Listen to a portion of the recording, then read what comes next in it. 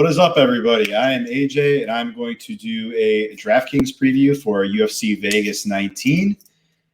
Got UFC stats up, got the salaries up as I'll toggle through tabs here, at least so it appears. Yes, there we go. So salaries here, UFC stats, and best fight odds are on the other page. Right here we go, and let's just get into the breakdown, shall we? If you would like to see my written breakdown for DraftKings for this slate, feel free to subscribe to the mailing list for my website, ajmmabetting.com. That is www.ajmmabetting.com. I even posted the screenshots for that breakdown on Twitter. If you want to go through my timeline, you can see them there. But wanted to mix up the content a little bit, wanted to do a breakdown via video for this DraftKings slate. And let's just get right down to business, shall we? 15 fights on the card, I think, is a good opportunity in terms of ownership, in terms of just like we're not going to see as much condensed ownership on popular fighters as, say, we will if there was less fights. And that just kind of naturally makes sense, right? There's just more fighters to choose from here. Don't get me wrong. There's still going to be some fighters that are very popular that we'll talk about, which I also like. But it still makes for an interesting opportunity because we just don't see many 15-fight UFC cards. So I think it's a really, really good opportunity for all of us DFS players to, play. Also, one other quick plug. I did my FanDuel article for RotoWire. Expect that to be out later today, as that is when the FanDuel salary should be out. So enough of that. So let's get into this breakdown here. So there are a lot of good options on the slate. I'll just start off with the main event. Obviously, Curtis Blaydes is a super obvious option, but I'm not going to say he's a pad play or that I won't have any exposure to him. He just objectively is the best play on the card, right? He's in the main event. He's a huge favorite, the biggest favorite on the card. He has the best inside distance line. He has the potential to grapple excessively for 5 rounds if he needs to. He landed 14 takedowns against Alexander Volkov, 10 against Mark Hunt. I mean, he's going to be really popular, but again, he is a really good play, as are a lot of other plays on this card. So the only way I could see Blaydes maybe not making the optimal lineup would be is if there's just not enough cheap fighters to allow us to pay up for him, and he ends up with this good but not great score, and therefore he kind of gets bumped off the optimal. But just at face value, he seems like a really good play. I like him in cash, and I like him in GPPs. Lewis is, I guess, fine from my perspective, just based off the fact that, like, in large field GPPs, he's a guy that could win by knockout. Though I think he still will garner some decent ownership, just because he's Derek Lewis. People know who he is. He's in the main event. He's, people like him, and I like him too. But I'm not going to let my bias get in the way for playing him on DraftKings. So I think it's pretty much just Blaydes or pass for me from a DraftKings perspective, as many people think that. But again, I just think he's such a great play. So the ownership isn't going to discourage me from playing Curtis Blaydes. The co-main event, Caitlyn Vieira and Yana Kunitskaya. I got to say, I said this before, I'm a little surprised about the odds here. I do favor Vieira, but I don't think she should be near 3-1 we're looking at here. And I'm not too interested in her for DraftKings. I think that what we would hope for if we're rostering her would maybe take Yana down, get dominant control time, and maybe get a submission. But I'm not totally sold on that. Vieira doesn't wrestle as high of a rate as I would like her to for me to be confident investing in her in DraftKings. So, but on the flip side, I actually think Yana is okay in cash games. She actually has scored fairly well. She scored over 100 points her last bouts against Yulia Stoliarenko. And it's because, now that DraftKings has implemented their control time, rewarding fighters for clinch control, total strikes rather than exclusively significant, that benefits a fighter like Yana. So I don't want to invest heavily in Yana in tournaments because at the end of the day, she is such a big underdog. But in cash games, I think she's okay. She might make my cash game build. We'll see. The objective with rostering her is like, yes, ideally I would like her to win, but rostering her at 6,900, we're getting an underdog who is one of the more likely underdogs to make it the full way in their bout and not get finished per the odds. A lot of underdogs in her price range, Derek Lewis, Derek Minner, Andrei Arlovsky, the odds suggest have a, not as good of a chance of making the full three round distance than Yana does. So I think that Yana is a good play in that sense. She's cheap. She allows you to pay up for all the other fighters that you want in your cash lineup. And that's ultimately the main objective with rostering her at that price. The Tom Aspinall versus Andrei Arlovsky fight. Interesting.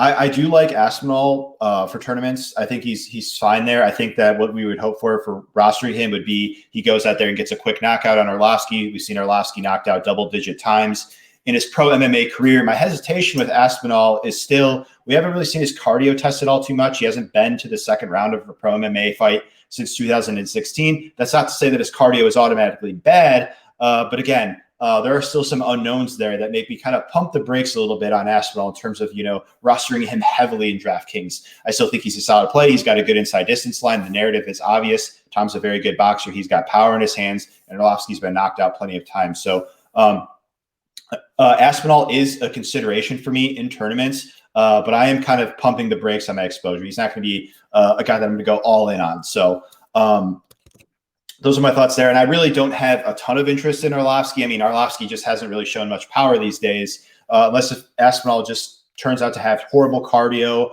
or he's just very flawed in one area. I suppose it's possible maybe Arlovsky could exploit that, but Arlovsky appears to be near the end of his career. Like I say, he just hasn't been hurting fighters these days, even fighters that have, shown to have some of the lesser durability for the heavyweight division. Arlovsky still hasn't been able to hurt them. So again, it just feels like kind of a reach investing heavily in Arlovsky, and he still is at the end of the day a big underdog. Another fight I want to touch on is Charles Rosa and Derek Manor. I think this is a great fight to target for tournaments. Derek Manor has only been to the judges' scorecards 3 times in 36 pro fights, and that doesn't automatically mean that the winner of this fight will put up a big score automatically, but there is potential. Manor comes out very hot in the first round. He goes after the early finish. We saw that last fight against TJ Laramie. Even the Grant Dawson fight, he had Dawson in a lot of trouble there, and it is possible that Rosa weathers that storm, but it is possible that he also doesn't. We saw Rosa in deep trouble against Bryce Mitchell. We saw his guard pass countless times by Dennis Seaver. We saw him put in submission attempts against Yair Rodriguez. There is certainly enough potential with Derek Manor, and he still isn't a big underdog. We're looking here at best fight odds, plus 155 on Bovada. I am very interested in this fight because I do kind of see it as Manor early, Rosa late. I suppose one of these guys could win a decision, but just based on the style that Manor has shown to have to implement in recent years, Manor hasn't been to a decision since 2017 January. So it kind of feels like a spot where Manor's going to go out there, finish Rosa early via submission, or Rosa's going to weather the storm, show off his toughness once again, and then potentially even finish Manor. Manor tends to slow down as the fight progresses, and as a result, we've seen him get tapped out, right? We've seen him get finished on the ground. So I really do believe that this is a good fight to target both sides on tournament. This is the fight that I did mention in my written content piece saying, I like both sides of this fight. I will have some exposure. So I think it's a great fight to target both sides, as is this next one, Chris Dalkiss and Alexey Olynyk. I feel like the public is going to be heavy on Dalkiss, and I love Dalkiss. He's my pick to win. I will have a lot of exposure to him as well. But taking some shares of Olynyk for me, I think is wise because it is still a heavyweight fight. And just like Aspinall, there is still some unknowns on Dalkiss. There is some regional footage of him looking a bit shaky in some spots in terms of striking. He's been finished in all of his losses. We haven't really seen his defensive grappling tested much. He seems to have turned a corner since coming into the UFC. But again, I'm saying seems. I'm more so making an assumption rather than stating a fact, right? And that's okay. So again, my preferred play in this matchup would be Chris Dalkiss. But Alexey Olynyk, at his price point, considering he is one of the underdogs with one of the better chances to win inside the distance, plus 200 wins inside the distance here, where we're looking at Betway. I am interested in Olynyk to some extent, especially because I think the public will be very heavy on Dalkiss. And if Olynyk happens to win, that will boost lineups up towards the top of the leaderboard, hopefully, because of his price point and his potential of finishing. But again, I still do like Dalkiss. Dalkiss is still a great play. He has the opportunity to go out there, get a quick finish, and that will be, a big score, especially if he gets that quick win bonus, right? Moving down the list, Nasruddin Imavov and Phil Hawes. Yeah, even though you guys may have saw, I do have a bet on Imavov. I would be kind of ignorant to not play Hawes. I would be ignorant to not play Hawes on DraftKings. I really believe that because Hawes, he's a finisher. He's a super dangerous guy, very athletic, very physically strong, and he has the opportunity to go out there and finish a lot of guys in the first round. And we saw it in his UFC debut. He did get that quick win bonus. So I like both sides of this fight. If you're asking me to prefer one, I would prefer Imavov for the discount just because I just trust him more down the stretch. But again, it is a mid-range based fight. I think that there's the potential for this fight to finish. And at the end of the day, this fight, the over-under for this fight is set at 1.5. Betway here has -275. Fight doesn't go the distance. So there is certainly potential here that we see this fight end in a finish, in which case a big score for the winner can materialize. So that's a good tournament target, as were the previous two, Rosa, Manor, Olynyk, Dalkiss. Aspinall, Arlovsky, we talked about. Chavez and Gordon. Yeah, I've heard some good opinions here, some good takes on both sides, and I totally hear that. My preferred play is still Chavez because I think he has more finishing upside here. He looks to have fast, sharp, powerful hands, and we've seen Gordon knocked out a few times professionally. We saw him knocked out by Carlos Diego Vieira, who's a great fighter, but not really known as a power puncher. Same thing with Charles Oliveira. Great fighter, not really known as a power puncher, was able to knock Gordon out. I get that those fights were at lightweight, and now that this fight's at featherweight. So in theory, Chavez doesn't have as much power as those guys, but Gordon still has been knocked out nonetheless, right? And Chavez does still throw hard. He's got hard, low kicks. There is enough potential with Chavez to where I do want to roster him. He was one of my pivot targets in tournaments. But I also think Gordon is in play as well. Gordon is one of these guys, if you don't finish him, he pushes at an insane pace. His cardio looks very good. I do lean that Gordon has the better cardio, the higher output than Chavez, even though I think Chavez is like the better technical fighter. And we haven't, there are still some unknowns for me, at least, on Chavez. I was impressed with that UFC debut, but I would like to see a little bit more of him before I, say go heavy on him on DraftKings or bet him or something like that. I still would like to gather some intel on this guy. I'm not saying that's the right or wrong way to approach it. I'm just saying the way that I want to approach it. So again, I think this is a solid fight to target both sides as well, though my preferred play is Danny Chavez for the knockout upside. Drakkar Klose and Luis Pena. This fight clearly to me is pretty much a dog or pass from a DFS perspective. I don't think that Pena has a lot of finishing upside here. Klose is generally tough to finish, and Pena hasn't shown to be a huge Klose is tough to finish, and Pena hasn't shown to be a huge finishing threat. He's coming off the knockout loss to Dariush, where it was just a brawl. I mean, just crazy back and forth. I don't think Pena really has that in it. But why I like Pena is, he's got 5 inches of reach, 6 inches taller than Klose. I think he's the more fluid striker of the two. Whether that take could be agreed upon by the masses, I do think that regardless, we could see a very competitive fight on the feet, where maybe even Pena wins. The worry with going heavy on Pena, for me at least, would be his takedown defense does concern me. He is taking this fight on short notice. And Klose is the better wrestler. But from a DraftKings perspective, it pretty clearly to me is dog or pass. Pena at 7,200, at his for his win odds plus 150 or so, depending on what book you look at.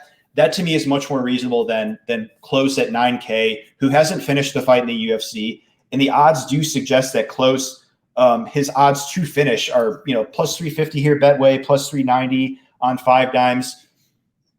Again, I mean, you can make a case for any of these guys if you make enough lineups, but I do this out of respect for prioritization. And where Klose is priced at, where Vieira's priced at, I would just rather target other options in that price point. Again, that's not to say that those plays are bad when making 150 lineups. I just prefer to target, again, Blades, even Rosa, Dalkiss for cheaper, Aspinall. Like, there's just more options that are more intriguing to me. So my preferred play in this matchup would be Pena, and he's another underdog consideration, being that, this is a fight that is likely to go the distance. I don't think Klose is likely to finish Pena, and I do think Pena is pretty live here. Klose tends to fight very competitive with the opposition. He had a split decision win against Mark Giacchese. He had a very competitive fight with Bobby Green. He doesn't always pull away in fights. So based off that logic, I do want some exposure to Pena, and I do actually favor Pena in the aggregate of the striking exchanges. So we'll see how it shakes out, but Pena is my preferred play for DraftKings. John Castaneda and Eddie Weinland. I prefer Castaneda here. I actually think he's a little sneaky for tournaments. I think that people are kind of looking at this matchup and going, Castaneda just got boxed up by Wood, and Weinland's coming off a knockout loss to O'Malley, but it's O'Malley. We know how talented he is and everything. But my thing with Weinland is now he's 36. He's considered retirements. He's had his jaw broken. He's coming off a knockout loss.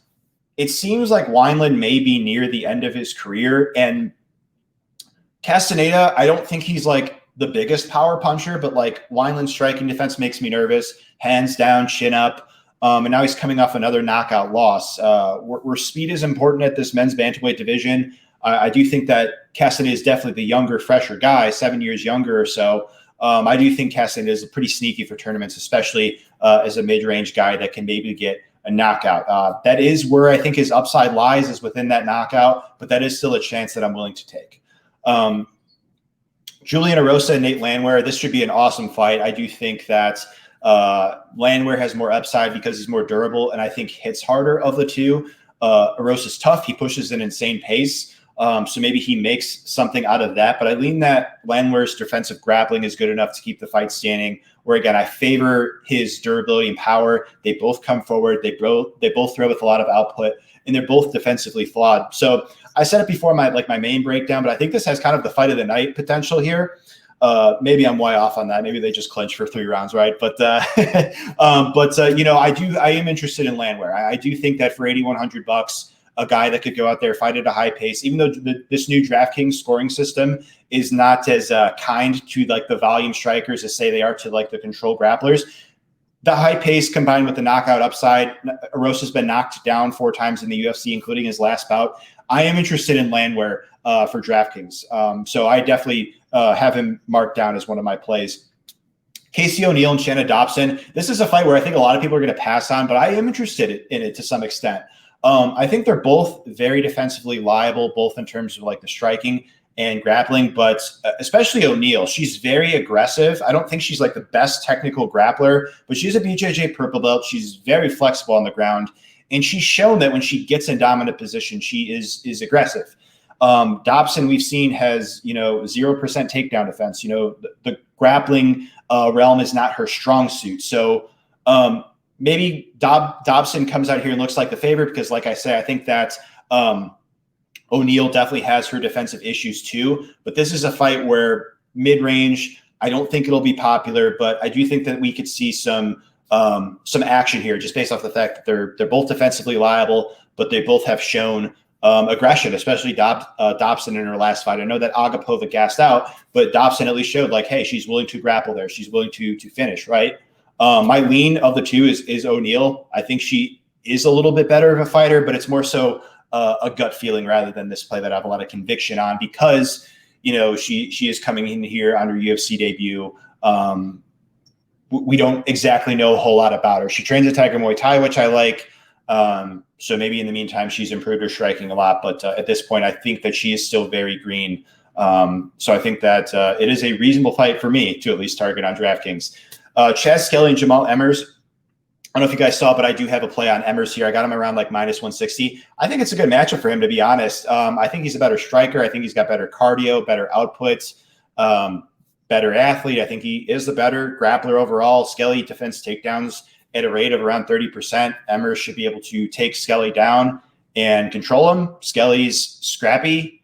The Scrapper is his nickname. But I do think that Emmers is definitely strong enough of a grappler to kind of avoid any sort of scramble threat from Skelly. And let's not forget, last time against Jordan Griffin, Skelly won that fight. He did very well. But Jordan Griffin had him mounted at one point in that fight. It wasn't exactly smooth sailing for Skelly for all 15 minutes there. So I do like Emmers here in this spot. I do think for DraftKings, he does have a solid floor, I'd say. I like him for cash games because of his odds value. He's cheaper than some fighters priced above him on DraftKings that don't have as good of win odds. Skelly's tough. I don't think the most likely thing is Emmers goes out there and finishes him, but what Emmers can do, land in volume, take Skelly to the ground, get some control time, and who knows, maybe finish Skelly. I do think that there is a wide athleticism gap here that maybe leads to a finish. But my preferred play in this matchup is definitely Emmers. Ayman Sahabi and Draco Rodriguez. There's not a whole lot of footage on this fight for me to have really a take. I mean, Rodriguez, there's just so little of this guy. I think he excels as a submission grappler, but Sahabi is also a Brazilian Jiu-Jitsu black belt. He looked very competent in terms of like scrambling awareness when he took on Ricardo Ramos. So I think that Rodriguez winning by submission here seems pretty unlikely. The odds also suggest that as well. He is a hyped guy coming off the Contender Series. Yeah, plus 250 on 5 dimes. It's not a play that I have a lot of interest in. I only wrote up 2 fades, but if I were to write up more, Rodriguez would be on the list. Again, it's Zahabi is very low output. There are certain prototypes of fighters that I think could beat him, but I don't know that Rodriguez, A, fits that mold, and B, does so, and then that leads to a big DraftKings score. He seems athletic, explosive, does Rodriguez, but I don't want to invest heavily in him knowing that, or thinking rather, that I don't know a whole lot about the guy. My objective here is to, again, similar to Aspinall, gather more intel on this guy. What is he like in round 2? What is he like in round 3? Because I think there is a decent chance that this fight could play out. So I like him more than Vieira in close, but I don't like him more as a play than Spivak, who we'll talk about next. Certainly not Blades, Aspinall, Dalkiss. I just think that those guys objectively make for better plays considering their grappling, their finishing upside, things like that. So again, it's out of respect for prioritization. It's not that if I was making 150 lineups, I would just completely, no way, no how, not roster this guy. No, it's just out of respect for prioritization. I would rather target these other options in his range. Jared Vanderweer and Sergey Spivak. I do like Spivak in the matchup, and I do like him for DraftKings. I do think that this new scoring system kind of is kind to the style that Spivak has. He's a control grappler, and I do tend to think that he's the better grappler and striker in this matchup. There isn't a whole lot of footage of Vanderweer's defensive grappling, but the glimpses that I've seen leads me to believe that Spivak is better than him there. And like I said, I do think he's the better striker. So this is a heavyweight fight. Of course, you could always make the case for the underdog in a heavyweight fight because it is higher variance. These guys are just so big, they hit so hard, things like that. But Vanderweer just seems really low output. And I do think that Spivak has cleaned up his striking quite a bit, especially since that UFC debut. He just seems a lot more comfortable. Just technically he looks better. He's popping out the jab, things like that I like to see. So if I were to pick one or the other, I do prefer Spivak. Odds are suggesting now that the fight is actually more likely to go to decision. Plus 150. It's certainly a reasonable wins inside the distance line for Spivak. So I do like me some Sergey Spivak to some extent in tournaments. Just again, not as much as certainly not as much as Blades. I prefer some other options like even Chris Dalkiss for the knockout upside, Tom Aspinall for the knockout upside. But I do think that Spivak is intriguing because he's that control grappler guy that the new DraftKings scoring system has been very kind to. And then lastly, we've got the very first fight of the night, Pat Sabatini and Hafiel Alves. The thing that is drawing me towards Alves a little bit is because his wins inside the distance line. It's plus 135 on this book that I'm looking at here, Bet Online. I think his upside, though, on DraftKings is like all reliant on a finish. He just fights at such a slow pace. He waits and waits and waits. He will be the more physical fighter in this fight. He is not taking this fight on short notice, whereas Sabatini is taking moving up a weight class as Sabatini. His last fight fought at 145. Alves, he seems dangerous on the feet. He seems dangerous on the ground, but Sabatini also seems to be a very technical submission grappler. So I don't think it's the most likely thing that Alves just goes out here, takes him down because, well, for one, Alves doesn't even really look for takedowns because, again, his cardio is just not as good as, say, a guy that's a little bit leaner in muscle mass than he is. He's just so strong. He's just aware of it. But again, he's a dangerous submission grappler is Alves, but I don't think that the footage that I've seen of Sabatini on the ground, I don't think it's the most likely thing that it goes out there and subs him. So I think investing in Alves, I would more so want a knockout, which, again, it's possible. He's more physical, more prepared, seems more athletic as well. But again, I'm more so investing in Alves for that finishing upside. And it's not like it can't happen. Again, I pointed out the wins inside the distance line, which is certainly reasonable. If it was around like plus 200, I wouldn't be it wouldn't catch my eye as much, but it is plus 135 and Bet Online. It is getting some action. So Alves would be my preferred play in the matchup. Sabatini would just be pretty much a pass for me. There are just other underdogs I would prefer to target that we already discussed. Imavov, Olynyk, Manor, Pena, guys like that. So that'll conclude this DraftKings breakdown. I wanted to get this out here. Thank you guys so much for tuning in. Appreciate the support. If you haven't already, and if that banner is annoying you enough down there, please hit the subscribe button, please hit the like button, and please leave a comment if you so choose. Appreciate all the support, and best of luck on Saturday. Take care.